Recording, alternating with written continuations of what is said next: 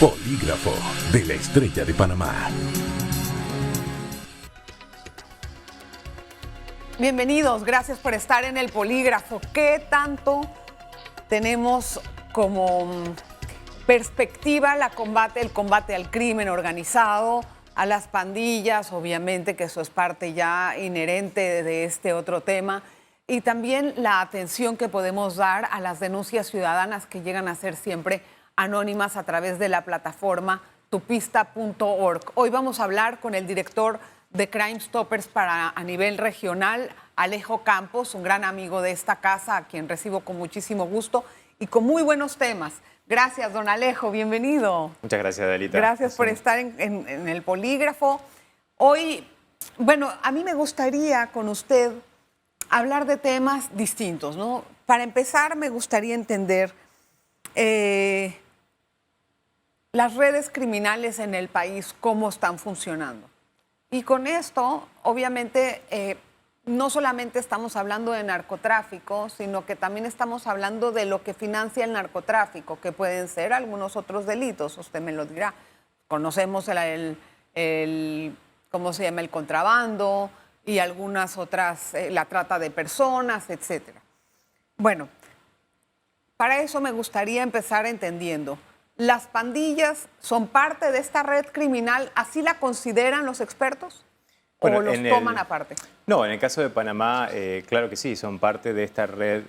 Hay que entender que estas redes transnacionales son transnacionales, ¿no? Son corporaciones criminales transnacionales que operan en todos nuestros países de Latinoamérica, en algunos más que otros, aprovechando de alguna forma o abusando de los sistemas legales de los países, pero en el caso particular de Panamá, aprovechando la capacidad que tiene de hub logístico, de conexión entre los continentes y el ser el hub logístico por donde pasa el 7% del comercio internacional, con un sistema multimodal para el comercio internacional de primer mundo que usa todo el mundo. Y eso obviamente es muy atractivo para las estructuras de crimen organizado, no solo para los temas de narcotráfico, que lo mencionabas recién, sino también para otras actividades que utilizan este sistema multimodal como para poder movilizar mercancías. Y parte de esas mercancías, lamentablemente hay que decir que muchas veces también son personas, porque para las estructuras de trata de personas, una víctima es simplemente un producto al cual tratan de sacarle el mejor beneficio posible. Claro, ahora bien, estas redes, exactamente cómo funcionan, o más bien las pandillas. Habíamos entendido hace poco que su rol tal vez se ha perfeccionado, por así utilizar esa palabra, no me gustaría emplearla en esto, pero es la verdad. Se ha transformado. Se ha transformado, esa es la palabra exacta. Se ha transformado de ser prácticamente prestadores de servicios para los grandes carteles o los carteles de narcotráfico, grande o pequeño, a ser subcontratados. ¿Cómo es este rol que entra ahora? Sí, digamos que lo que se ha visto en los últimos años y que creo que se ha potencializado durante y después de la pandemia en particular, es más que nada una asociación directa y no tanto una relación de sumisión con el crimen transnacional o con los narcotraficantes internacionales, en donde antes le prestaban un servicio a cambio de una ganancia que podía ser en dinero, podía ser en cocaína o podía ser en productos vinculados al contrabando, pero ahora se ve más que nada esto que nosotros llamamos la convergencia criminal, ¿no? Esto de que están trabajando juntos, no solo el narcotráfico, ya el narcotráfico es parte de un negocio criminal. Hay otros que se suman a eso.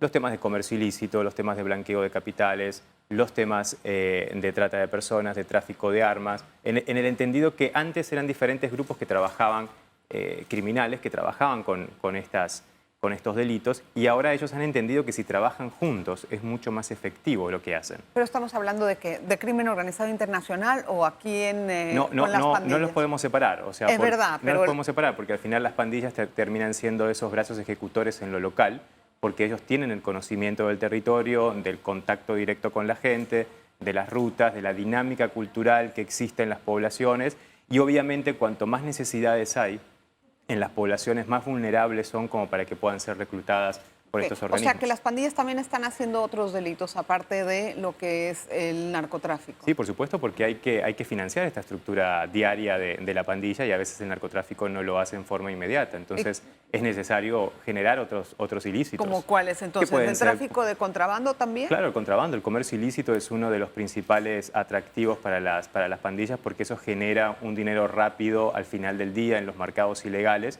que sirve para pagar las pequeñas operaciones criminales que tienen que ver con pagar abogados, enviar dinero a las cárceles, comprar municiones, pagar a sicarios. O sea, toda esa logística criminal diaria del día a día de la pandilla muchas veces se tiene que pagar con un dinero que sea fácil de generar y no solo fácil, sino que es importante ahorita de riesgo reducido. Pero entonces estamos hablando de una profesionalización del delito. Claro, han aprendido.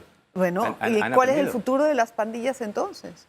Bueno, lo hemos visto en otros países que las pandillas como en El Salvador, por ejemplo, la MS-13 hoy en día es una corporación transnacional criminal con células muy bien instaladas, no solo en los Estados Unidos, sino en Europa, en Australia, en Sudamérica, principalmente en la zona del Triángulo Norte, y operan de esa forma, en forma transnacional, como una corporación criminal. Ellos han aumentado su capacidad criminal y ya no tanto del delito, del homicidio, del femicidio o de la extorsión, sino ya a nivel de una corporación criminal, alto nivel. Te presto el servicio que me digas. Correcto. Prácticamente. Porque yo controlo el territorio. Claro. Bueno, déjame hacer una pausa rápido y vamos a regresar con más acerca de este tema para conocer bien las estructuras, en qué están metidas, qué es lo que impacta de ellos hacia la sociedad después, porque todo esto se traduce en algo.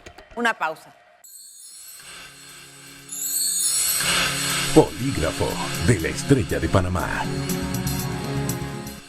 Hoy hablamos con Alejo Campos de Crime Stoppers. Mira qué interesante lo que nos está comentando acerca de las pandillas y el rol que están jugando. ¿En qué se traduce esto después hacia la sociedad? Porque ya tenemos, bueno, me va a decir obviamente que prácticamente tienen territorios dominados y que esto se traduce después en formas de tener injerencia sobre esa parcela de tierra. Pero ¿qué tanto sabe la sociedad de eso y qué tan consciente está nuestra sociedad de esta evolución?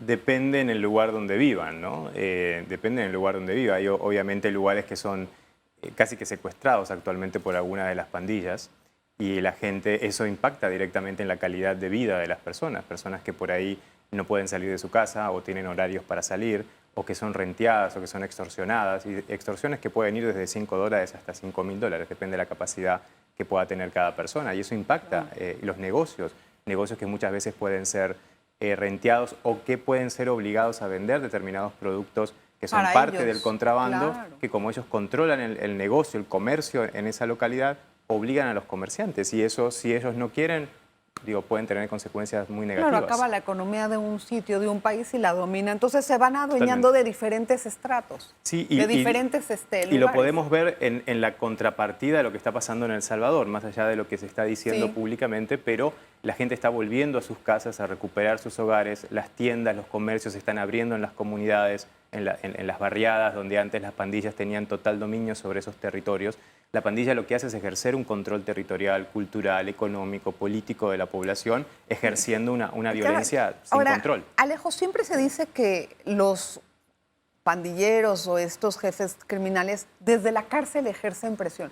¿Por qué en El Salvador estamos viendo que esto no ha sido posible? Porque realmente hay una depuración del sistema en sí y ya no se permite desde adentro. Porque si un pandillero o cualquier estructura criminal desde adentro de la cárcel ejerce ese control y sigue trabajando, operando desde adentro, es porque de alguna forma se le permite que eso suceda, ¿no? Ingresando celulares, mensajeros, sacando dinero, entrando dinero, drogas para vender ahí adentro, cigarrillos que son una moneda de cambio adentro de las cárceles, y se permite esa operación también adentro de las cárceles, y eso es el ingreso del centro penitenciario. Entonces, eso es lo que hay que controlar, eso es lo que se ha controlado, entiendo, también en El Salvador, y eso hace que ya el delito desde adentro no se genere. Antes, la mayor cantidad de las extorsiones telefónicas que salían en El Salvador estaban desde adentro de las cárceles. Eso pasa ahorita aquí, o pasó en una época que era algo sumamente común, recibir llamadas de extorsiones desde la cárcel, incluso lo decían las propias autoridades. Sí, hasta que se bloquean las señales, etcétera, pero siempre se busca una forma de hacerlo. Y además de eso, esto va después penetrando otras esferas políticas para poder lograr permear en la sociedad y poder ejercer control sobre X persona que puede ser el día de mañana un gestor de diferentes proyectos legislativos, o el representante que los cuide, o el policía de la esquina que les ayude con todo lo que es digamos, la información de los operativos, o en el Poder Judicial. En el Poder Judicial, ¿qué poder tiene? Qué pena repetir la palabra, pero se han dado casos interesantísimos. ¿Cómo son estas ramificaciones de los nexos del narcotráfico con los servidores públicos? Mira, hay varios casos que a veces vemos, ¿no? Hay personas que a veces no tienen opción, y es importante también decirlo. Hay una desprotección muy grande de los actores, digamos, del sistema de seguridad en nuestros países. Entonces, como no tienen protección, son muy vulnerables a que los amenacen, a que los obliguen a hacer determinadas acciones o no hacer algo, no tanto por acción o por omisión. Porque no hay una protección en sí de los jueces, de los fiscales, del policía. ¿Y la protección a todo qué nivel. te refieres? ¿Qué tipo de protección es? Bueno, hay varias experiencias exitosas en los países, pero fíjate que si un juez termina residiendo en la misma barriada de alguien que mañana tiene que juzgar, o que juzgó, o que está en su juzgado, o que su familia vive ahí, o que el policía, hay ya en países en Centroamérica, y por suerte entiendo que no pasa en Panamá todavía, pero hay policías que no pueden ingresar al lugar donde viven con el uniforme, y casi que nadie sabe que son policías, porque eso representaría un riesgo muy grande. Pero en nuestras comunidades en Centroamérica son pequeñas, todo se termina sabiendo a la larga, y eso representa un riesgo muy grande que pone, repito, en riesgo a la familia, y es muy difícil en ese caso no ceder ante una extorsión o ante una amenaza de este tipo. Y por el otro lado, sí, obviamente hay, como en toda institución, personas que son corruptas y que quieren tomar caminos cortos para lograr ciertos poderes o cierto dinero que le permita realizar otras acciones. El tema es que una vez que se embarcan en una sola acción, es algo muy difícil de retirarse después. Entonces es una escalada que cada vez va aumentando y también va aumentando la presión. Es que se ha ramificado bastante y ha penetrado bastante el tejido social del país, porque lo que estamos viendo, o lo que me he percibido, tal vez sea una percepción y ojalá que sea así, es que ya dentro de las familias, el otro día agarraron a un abuelo, a la mamá y a los hijos, o sea, eran como 2 generaciones o algo así, en el mismo negocio de narcotráfico. No importa delinquir porque está permitido por la sociedad. Es una manera de entender el negocio. Sí, es que se ha roto de alguna forma el tema del Estado de Derecho y la cultura de la legalidad, pero también creo, Adelita, que hay que entender que los temas de seguridad hoy en día en nuestros países no son exclusivamente una materia del Ministerio de Seguridad o del juzgado o de la Fiscalía. Sobre todo la construcción del entorno de seguridad es multidimensional. Tiene que ver con educación, tiene que ver con oportunidades de empleo buenas, dignas para las personas que ganen un mínimo razonable para vivir bien, y que con todas esas herramientas que se le puede dar, educación, buen trabajo, entornos saludables en donde puedan vivir, tengan la oportunidad frente a una posible reclutamiento, digamos, del crimen organizado, de una pandilla, de decir que no. ¿Por qué no? Porque yo entiendo lo que está pasando, porque yo tengo mi trabajo. Tienen por lo menos una alternativa. El que no tiene plan B, el que no tiene ningún plan, va a caer allí. Sí, mira, los entornos grandes de inseguridad son productos, o sea, cuando fallan las políticas públicas a nivel social, entonces eso aumenta estos espacios de vulnerabilidad para la gente. Ahora quiero entrar en otro tema que también no deja de ser importante. Hubo 17,000, casi 18,000 denuncias por violencia doméstica en el año pasado, y es un promedio muy similar al del antepasado. ¿Por qué estamos con estas cifras que usted puede pensar que no son tantas, pero esas son las que se denuncian? Eso hay que multiplicarlo por la cifra gris o la cifra de las sombras, que no las conocemos y que todavía están influyendo y ejerciendo dentro de las familias una disfunción. ¿Por qué estamos tan mal? A nosotros también no quiero decir tan mal, pero ¿por qué estamos viviendo esto? También vimos ese reflejo en nuestra plataforma de denuncias.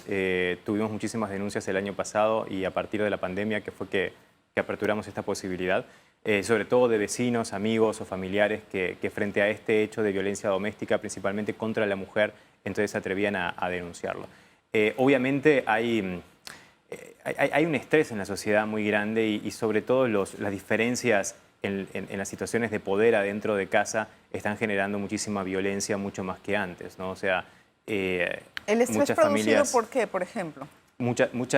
Este estrés social del que hablamos, ¿no? El estrés de la violencia, de la convivencia social. Por eso es que hay que pensar los temas de seguridad, de violencia doméstica, o de violencia contra las mujeres como un componente social al mismo tiempo y no solo...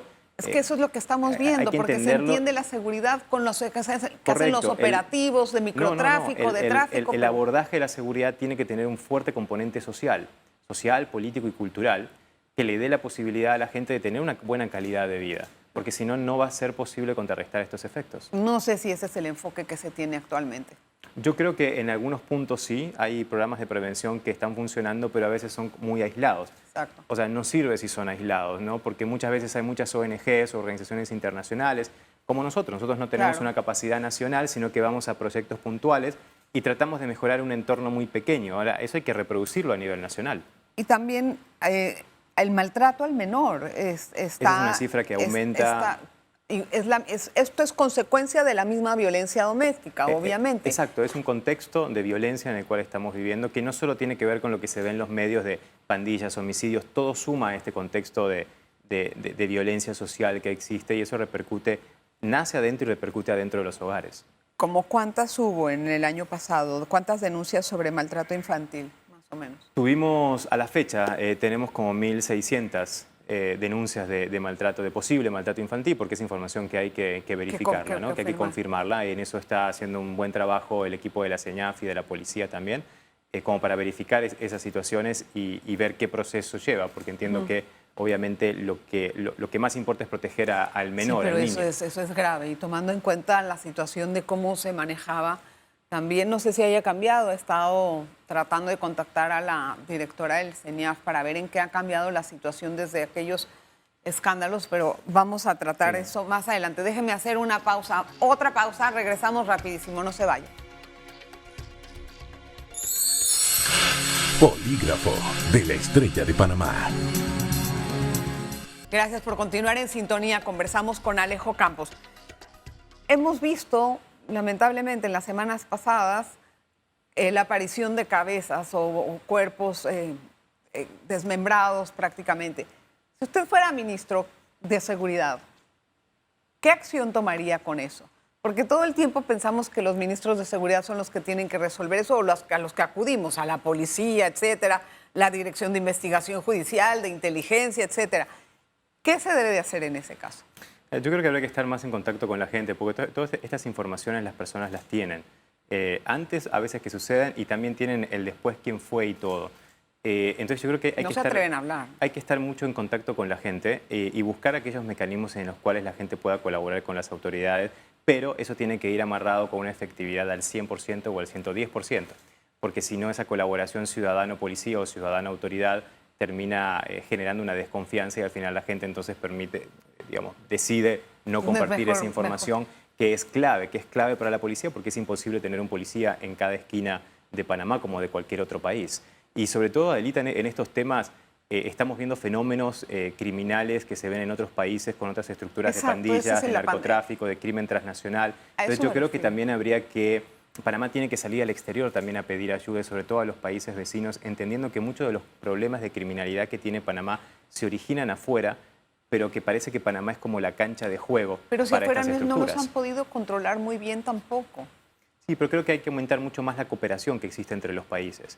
Muchos de los problemas de Panamá, como el narcotráfico, vienen de Colombia. Los migrantes no vienen de acá. La trata de personas, las víctimas vienen de afuera, aunque ahora se estén generando víctimas en Panamá, o sea, panameños, y se estén tratando, o sea, explotando aquí en Panamá. Los temas de contrabando también vienen de afuera. Al final, todos los problemas que tiene Panamá grandes, que son los que alimentan a los pequeños en las comunidades, porque es un vínculo natural eso, vienen de afuera. Entonces hay que pensar en una política exterior como política de seguridad. Supuestamente tienen cooperación entre todos los países y hay una cooperación bilateral, Costa Rica, Colombia, Estados Unidos, México. ¿No está funcionando así? Tiene que ser mucho más efectiva y mucho más rápido. Por eso ver esto en las legislaciones de cada país, que es algo que siempre hablamos, el tema de armonizar las leyes en todos los países para que la cooperación sea mucho más rápida. Ese fue un intento que trataron de hacer hace rato. Es correcto, pero es sumamente necesario, porque si no te encontrás con fiscales que dicen que pedir una colaboración a otro país demora mucho, o al revés. Entonces, eso lo aprovecha el crimen organizado, más la infiltración que pueden tener en las estructuras de justicia. Todo eso se aprovecha para fortalecer de alguna forma. Siempre hay un celo, ¿no? Profesional muy amplio, una desconfianza de que no sé si va a tratar bien la información, ¿no? Es histórico y eso como que ha impedido mucho el acercamiento. Y el tema legislativo es importante, o sea, Panamá parece que a veces tuviera algunas leyes que vienen como a fortalecer algunos aspectos de la criminalidad, sobre todo nosotros lo vemos en comercio ilícito, como hay leyes que de alguna forma en vez de contrarrestar los efectos, prevenir, parece que están creando mercados paralelos ilegales desde la legislación. ¿Cómo qué leyes? Por ejemplo, ahora estamos trabajando sobre el artículo 288A del Código Penal, que dice que para que una incautación de contrabando de cualquier producto pase a ser un delito y a una fiscalía y todo lo que implica, tiene que ser mayor de $500.000. Ah, bueno, porque por ejemplo, entonces quieren pasar la hormiguita, ¿no? Claro, pero en los otros países de la región esto es $5.000, $10.000. ¿Quién propicia eso? ¿El código? No, la reforma. Nosotros estamos tratando ahora de propiciarla. Ya eso quedó puesto en un informe que se hizo una subcomisión anterior que hubo sobre diferentes reformas. Entonces ahora se están tratando esas por separado. No sé, todavía no tenemos idea. Vamos a tener próximamente algunas reuniones con los diputados que están tratando de apoyarlo. Ojalá a ver si podemos. Porque sería solo eso, bajarlo a 50.000 y ayudaría muchísimo. Porque ya el crimen organizado sabe que acá no puede mover. Ahí hay otra prueba, a ver cómo la extinción de dominio, a ver cómo se portan con esta. ¿Quién sabe? Yo creo que le voy a recomendar paciencia. ¿Cómo funciona Crime Stoppers en otros países en respuesta de las autoridades en comparación de Panamá? Mira, te pongo un ejemplo que ahora tenemos importante, que es Guatemala. Guatemala, que tiene una población enorme y además altos índices de criminalidad, con pandillas muy fuertes como la del Barrio 18 o la MS-13. La efectividad que tiene Crime Stopper es del 46%, dicho por el propio ministro de Seguridad de Guatemala. ¿Qué quiere decir? Que el 46%, de toda la actividad, de las operaciones positivas que tiene la policía, el 46% viene de informaciones que reciben de la ciudadanía. Eso es como la página de inteligencia de ellos, prácticamente. Sí, que sí. ¿Y aquí en Panamá? Es que la inteligencia en materia de seguridad es una inteligencia ciudadana. Vos sabés lo que pasa en tu entorno, yo sé lo que pasa en mi entorno y tenemos que compartirlo. En Panamá estamos tratando, digamos, de aumentar los números que tenemos acá. Recientemente tuvimos un caso de éxito muy grande que fue la operación Omega 3, que desarticuló una estructura de trata de personas en una modalidad de la cual mucho no se hablaba, que era el tema de la explotación laboral. Y también con menores de edad involucrados y todos extranjeros prácticamente. Y hay otras investigaciones en curso sobre el mismo delito de trata. ¿Pero cuál es el porcentaje que tienen hasta ahora? Creo que ahora estamos como entre un 10 y un 15% de efectividad. Entonces estamos tratando de apoyar a las autoridades como para que haya mayor efectividad en eso. ¿Y por qué está en esos números? Creo que también tenemos que recordar que acá hace 3 años que estamos trabajando efectivamente. Y obviamente la institucionalización de alguna forma del programa de Crime Stopper como canal de denuncia tiene que tener más conciencia la gente. O sea, ¿han ido en aumento la cantidad de denuncias que han tenido en la página o no? Sí, por supuesto, siguen en aumento. Creo que hay como cierta... La gente siempre piensa, no, me van a descubrir, van a saber que fui yo.